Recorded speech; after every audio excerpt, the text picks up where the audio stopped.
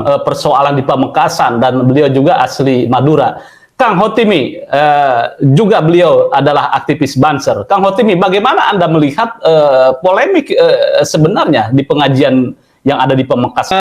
Beberapa tahun yang silam kita sudah mendengar bahwa kalau Banser pasti membubarkan pengajian, Banser pasti dangdutan, Banser pasti jaga gereja. Ini kan opini-opini yang dibangun untuk mengkerdilkan Banser dan perannya di masyarakat.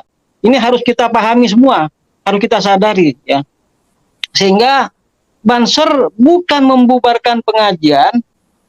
Nah, untuk kasus Pamekasan kita harus coba lihat, kita potret apa yang sebenarnya terjadi di sana jauh ke belakang.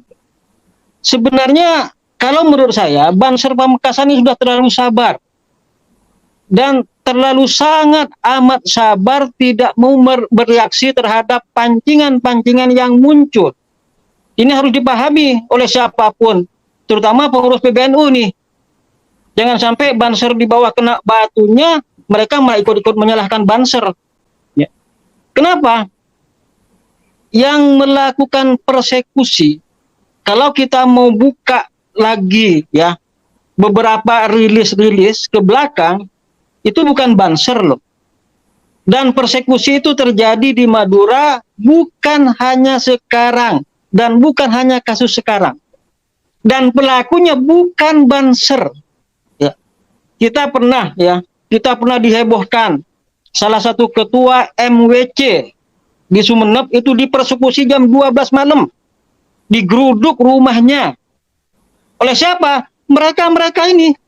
Kemudian kita tahun 2020 ya, kita tahu bagaimana ibundanya Pak Prof Mahfud MD, usia 90 tahun, habis sholat zuhur, digeruduk, dipersekusi.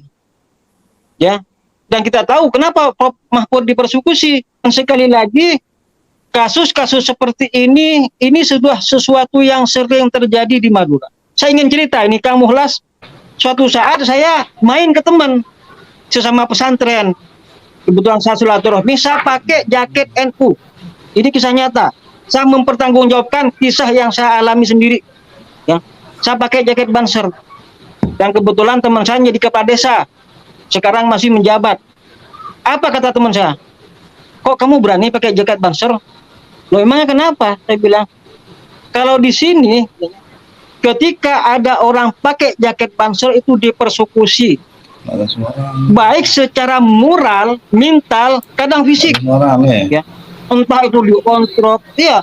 Secara moral apa? Mental, dibilang liberal lah, Syiah lah, tukang jaga gereja lah, tukang dangdutan, macam-macam. Ya. Akhirnya sejak saat itu saya setiap silaturahmi saya pakai jaket Banser. Ya. Dan semua yang saya temui teman-teman saya selalu mengatakan, kok kamu berani pakai jaket Banser di sini? Nah, ini kisah nyata, ini real ya.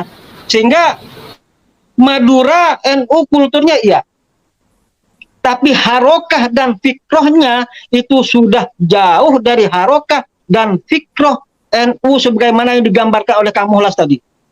Sebelum kejadian kemarin, itu ada yang mengatasnamakan laskar, petantang, petenteng lah bahasa saya. Ngancam-ngancam. Siapa yang ingin anaknya yatim, siapa yang ingin istrinya menjadi janda, silahkan bubarkan pengajian. Padahal, ya, ini harus diketahui, saat itu tidak ada wacana untuk membubarkan pengajian. NU hanya berkomunikasi, berdialog, kalau ke bahasa Kang Muhlas tadi, gimana agar format acara ini dikemas sedemikian rupa, ya. Pembicaranya juga ya yang tidak kontroversi. Hanan ini kan bukan di Pamekasan ditolak, di Jember juga dipersoalkan, di beberapa tempat. Nah, PCNU sana tuh ngajak dialog gimana agar format kegiatannya ya dibikin lebih adem, tidak reaktif, tidak provokatif, kalau bisa sinergi. Saya kira Banser bisa mengamankan acara pengajian seandainya itu bisa terima. Tapi apa yang diterima? Siapa yang mau membubarkan, kan opininya kemudian dikembangkan kembali opini lama bahwa Banser biasa membubarkan pengajian, bukan ikut pengajian. Diancam Itu yang terjadi. Maka saya kira kalaupun kemudian Banser bereaksi, saya kira itu wajar menjawab apa yang mereka provokasikan kepada masyarakat selama ini. Dan kita harus tahu, ya, kita harus tahu, belum lama ini yang diprovokasi dan dipersekusi polisi loh, oleh kelompok mereka. Di Pamekasan ada mereka akan punya acara, ya 3 bulan 4 bulan yang lalu kan rame itu.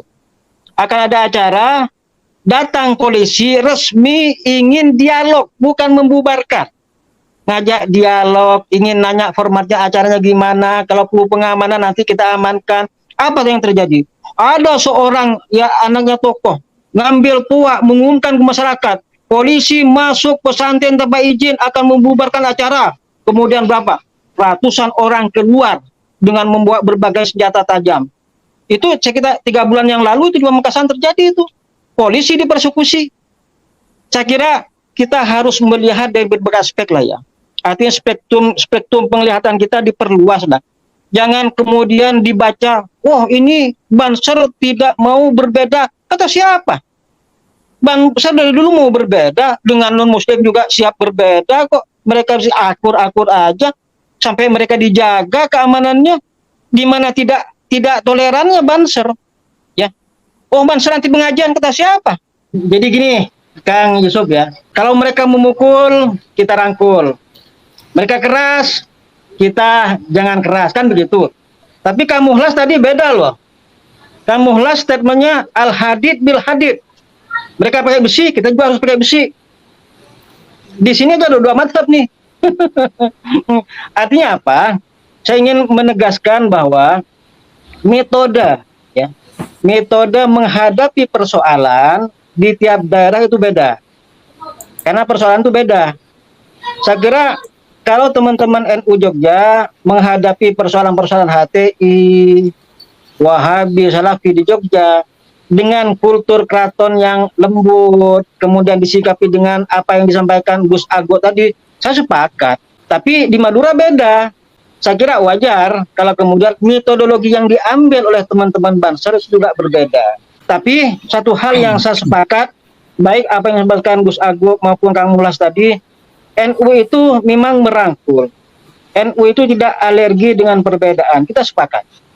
Kalau kasus Hanan Ataki, saya kira ini kasus, ya bukan ini sebenarnya masalah intinya.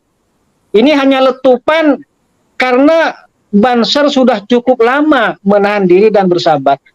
Hanya saja kasus Pamekasan, cara memotretnya bukan dipotret dari kacamata anti perbedaan, bukan.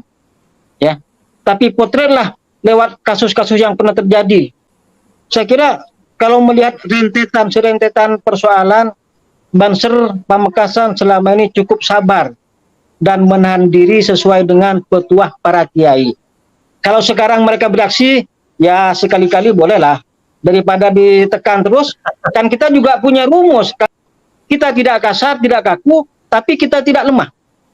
Kalau kasar, kaku, kita mudah dipatahkan. Kalau lemah, kita akan diinjek. Maka kita ambil jalan tengah, tegas. Kapan kita sabar, kapan kita menahan diri, kapan kita bereaksi, membalas apa yang mereka lakukan dalam rentetan panjang selama ini. Tentu balasan kita bukan balasan yang keluar koridor, tapi tetap tanpa ada kekerasan. Hanya kita meminta agar pengajian itu di stop